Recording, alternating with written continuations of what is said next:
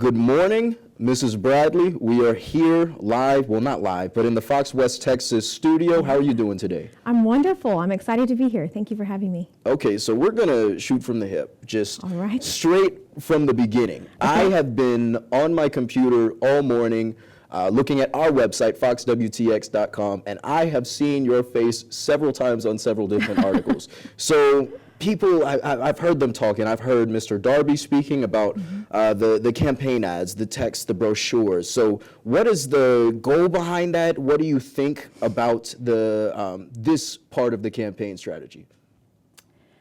About mailers? Is that the question? About all of the advertisements. Well, it's a necessary evil in campaigns. We are representing 10 counties, which is a really large area. And I wish it were as easy as the old days where I could stand on a stump and he could stand on a stump and we could say what we stand for and then people walk in and vote. It's just not that way in our modern time. So you have to resort to TV, social media, mail, and digital advertising these days. So the hot button issue in this election is obviously school choice vouchers, public vouchers for private schools. Can you explain just what that is and what your campaign wants to get across as far as that goes? Sure. So first of all, I would disagree with you that that's the hot item of the race. For us, it is border security. We can't do hardly anything unless we have a safe and sovereign state. So securing the border is the number one thing. It's the number one thing that I will work on in Austin, and it's the number one thing that is affecting voters. As far as school choice goes, though, I do support school choice. I would like to debunk any myth that I want to defund public schools or have teachers lose their jobs, because that is, number one, that's a fallacy, and number two, it's just not economically sound. Rural districts, especially, most of their workforce is educators.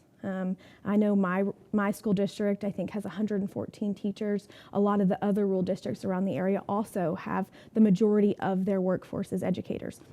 If we shut down their schools and fire these teachers, which I will not be doing, we would displace the economy. It is our governor's goal to have one of the largest economies in the world. We are number 8 right now. He wants us to move up to number 7. If we displace that in these rural areas, we will not be achieving that goal. What I am for is for parents, and for parents having the choice to choose what's best for their child. That's what school choice is to me. Mm-hmm. So with these types of policies, this is set to be, if it passes, a massive change in the state of Texas. So how do you plan to, I guess, manage some of the fears people might have about implementation of such a large-scale change in policy? Change is always scary. It is. I can't, I'm in business, and when I tell my employees we're doing this new thing, they all get a little apprehensive. I get a bombardment of questions, a bombardment of concern. And you know, what I always kind of tell them is like, let's start it. And then if it doesn't end up being 100% right, we can pivot, we can modify, we can change things. As with anything in politics, it's always a moving target. It's not a one and done. There's over 560 amendments to the Texas Constitution for that reason.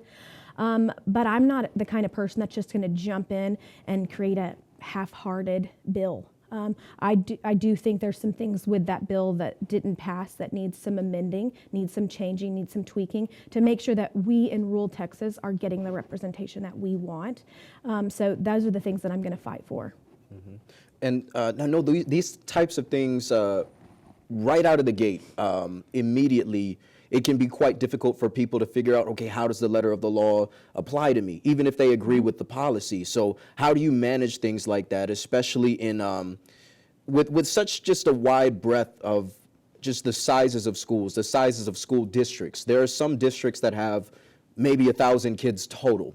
Correct. So how do you manage just, I guess, not necessarily the apprehensiveness to those types of changes, but the general thought of how do I do this? So the school choice bill isn't going to change, I mean, right off the bat, it's not going to change what the teachers are doing. They're still going to show up to work every day. They're still going to educate their kids. What I'm trying to do with school choice, number one, is level the playing field for these students. And number two, I just want to give parents more control over what is being taught to their kids and in the manner that it's being done. If they're not happy or satisfied with what's being taught at their school, then they give them an opportunity to go somewhere else and do something. So as far as the teachers go, they should be continuing on with life as they know it. I do hope that we as community members get invested in our education more. I serve on my school board, and there's hardly a day where people are at school board meetings. And I really think school choice is just going to give parents that power back to say, hey, I would like it if you had a program like this for my child. I don't, and that's another myth that I need to dispel, is that people are just going to leave these public schools in droves, and that's not going to happen. We are very happy with our rural school districts. We are very happy with our public education. I can speak for myself as well as the other rural districts in the area that I've been traveling to. And so it's not really so much of we're worried we're going to lose our students. It's how do we handle the influx of students? And I think we as legislators will make sure that we give them the tools and resources that they need, with that they won't be penalized for helping these students. So your children are homeschooled, correct? They are. So what are the advantages and disadvantages, whether you believe they're there or not? What are the advantages and disadvantages in making policy that has to deal with schools and brainstorming that policy when you have just a different educational experience at home? Well, my kids went to public school, and I love my public school. The only reason I decided to homeschool my children is because I am a business owner. I own homes in multiple areas, and we drag race, so we are traveling a lot. That's not a UIL event, so it's not excused absences. So it was just easier for my family and what was best for my family, right, to have school choice, and that's the choice that I chose for my kids. But I kind of lost where we were talking about that. Sorry. So how does that affect just brainstorming policy? It doesn't. It doesn't affect it in any negative way. I mean, in fact, I think it gives me another tool in my tool belt, as you would maybe say, because I see the public side, I see the homeschool side, and I can say, okay, well, this is what works. I guess what I'm saying is I have a different vantage point than others that have just been in the public school system, or just been in the homeschool system, or just been in the private sector. It gives me a little bit more diversification on what we need for our schools. Always, always, always, the outcome is students. And as long as we as legislators are focused on the students, they are our future. They are going to be our policymakers in 20 and 30 years. We need to make sure that we are equipping them to be the most sound and lawful, honest, integrous people for tomorrow. And that's all I can hope for, and that's the lens that I will be looking through with the school bills is, are we choosing things that equip our parents and our students to have a better future? So I'm going to pivot a bit from school choice to Proposition 1 on the ballot, which Republican voters will be deciding on in this primary election. It talks about erasing property taxes without raising taxes in other areas. So how does that work in your estimation?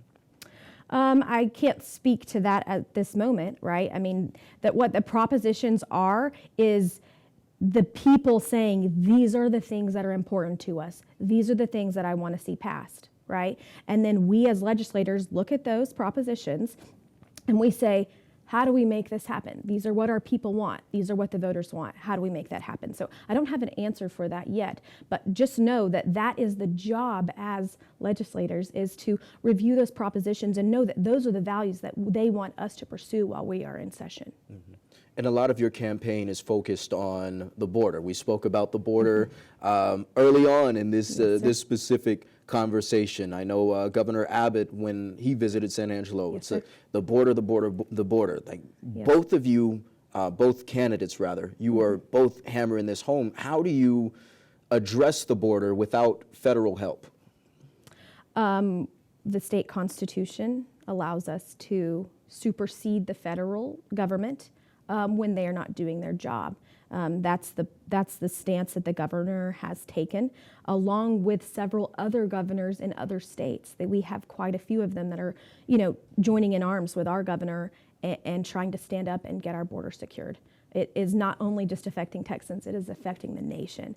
And it is a disgrace that the federal government is standing aside and not doing anything to help protect its own citizens from this invasion. Mm-hmm. So speaking of the governor, you've received a number of prominent endorsements over the last few weeks, the most recent of which is former President Donald Trump. Yes, sir. So can you just speak to that? What does that endorsement mean to your campaign? Well, I would like to thank everyone that has endorsed me in this campaign. They are prominent conservative people, and for me to be in alignment with them means everything, and I hope that it means a lot to the voters as well. I can assure you and everyone watching this, I will operate this office with integrity and with accountability, as do the people that endorsed me. And so as long as we remain true to our values, our conservative values, I think we will all be doing a great service to the state of Texas and hopefully very soon to Washington, D.C. So when we spoke recently at the Get Out the Vote rally, you called yourself the most conservative candidate. Governor Abbott called you the most conservative candidate, Yes, rather. sir. So what does that mean to you? Well, I'm a Christian, and I believe in doing the right thing even when people aren't looking. I believe in accountability.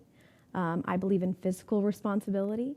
I believe in traditional marriage. I believe in babies are born and or created at inception, and we are not to be playing God, and things play out the way that they should.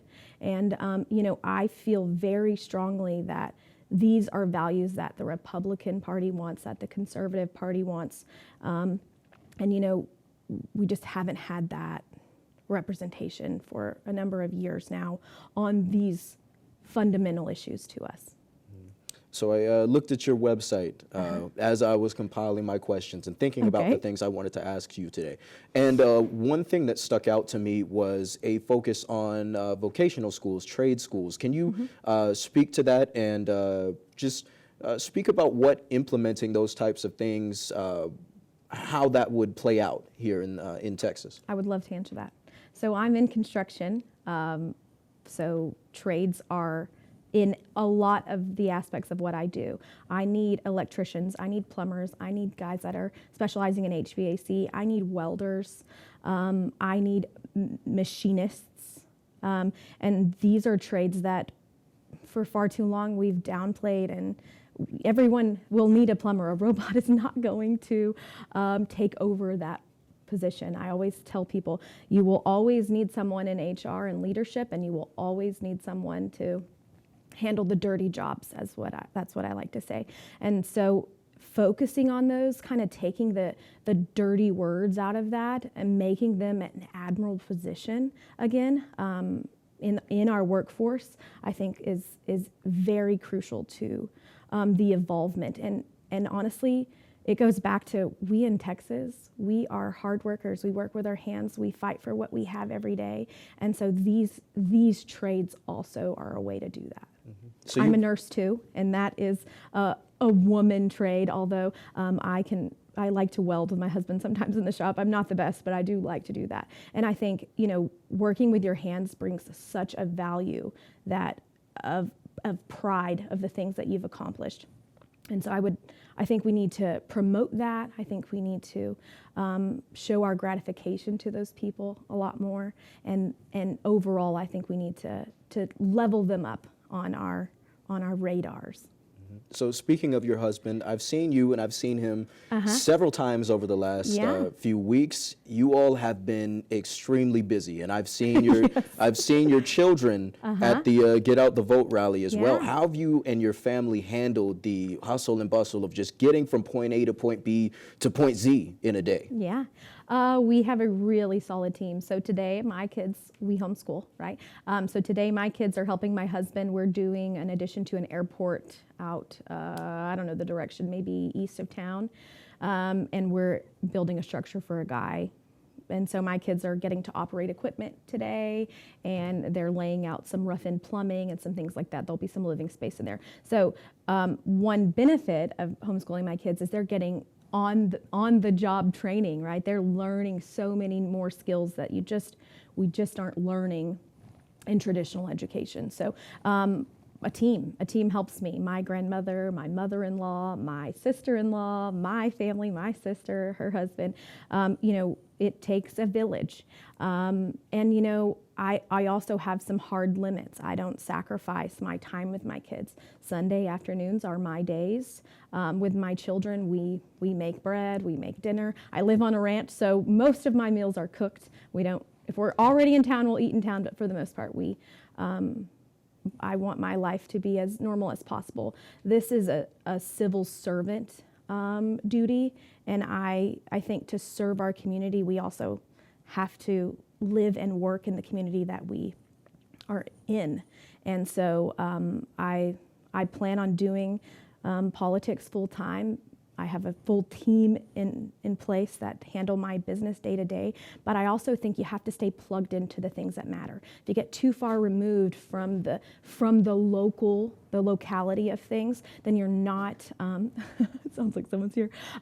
If you get too far removed from the locality and the issues that we're facing in this rural district, then how effective can you be? So I will continue to be a good mom. I will continue to be a business owner. Those things will not change in my going forward, because I think if you do get too far away from the issues, then you're not effective as a leader.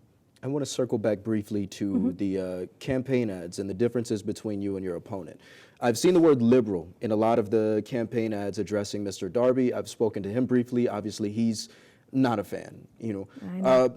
But it seems that there aren't very many issues. Both of you are hammering home the border. Both of you believe in, I guess, Republican values. So what are the differences that you think really separate you two to the point where, maybe you're not behind the computer making the campaign ads yourself, but to where, that word would apply to him? Mm-hmm. I am glad you asked this question, because I would like to set the record straight. He's had 18 years to prove his conservativeness, right? And yet we see his voting record. That's where the word liberal comes up. Is, it's one thing to say that you are something, it's another thing to be that. And plain as day, his voting record shows that he sides with Democrats over 600 times in this most recent session. So that is not, that's not something that I can stand for. That's ultimately what led me to getting into this race. Was I didn't feel that my values and my family's values were being represented. So I decided to jump in and be the conservative that we've been missing. Mm-hmm. And what do you think some of, in your estimation, the glaring inconsistencies with, you'd say, traditional conservative values have been with him? Because if you ask Mr. Darby, he'd say he's been consistent. He's voting for what his constituents want to see, and he'll point to everyone in the room and he'll say, "I'm here for them and not for any outside interests." So what do you think about that, and where would you say he strayed from that? Well, a quick instance is 2 years ago, Prop 9, we were asked if we wanted school choice then. 87% of people in this district said they wanted school choice, yet he voted against it. Other instances are just the border would be a big one. He feels that we need to wait for the federal government. He has put in, he has claimed to pass some of the strongest border bills known to our sessions, right? And yet our border is wide open. We have hundreds of illegals crossing every single day. We, as Texans, need to stand up for our state because the federal government isn't doing so. And that's a very big difference between him and I. He wants to wait for the federal government to step in, which they're not. And I'm like standing with the governor saying, the time is now. We have to stop this for our sake and for everyone else's. So I believe this will be my last question. Okay. So Mr. Darby is an 18-year incumbent. Yes, sir. I know you've run for office before. This is the second time you said you plan to do politics full time, but how do you get that groundswell of support you needed? Obviously, you have the endorsements from prominent Republicans, but how do you get the support needed to unseat an 18-year incumbent that many people in this area are comfortable with?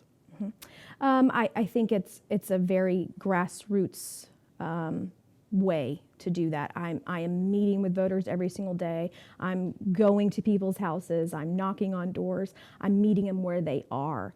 And there are people that are content with what we have going on, but there is an overwhelming majority of people that are ready for a change, that are ready to see someone new in office and ready for our values to be represented again. Thank you for joining us today, Mrs. Yes, sir. Bradley. Thank you. Very nice to have you here in studio Yes, sir. today.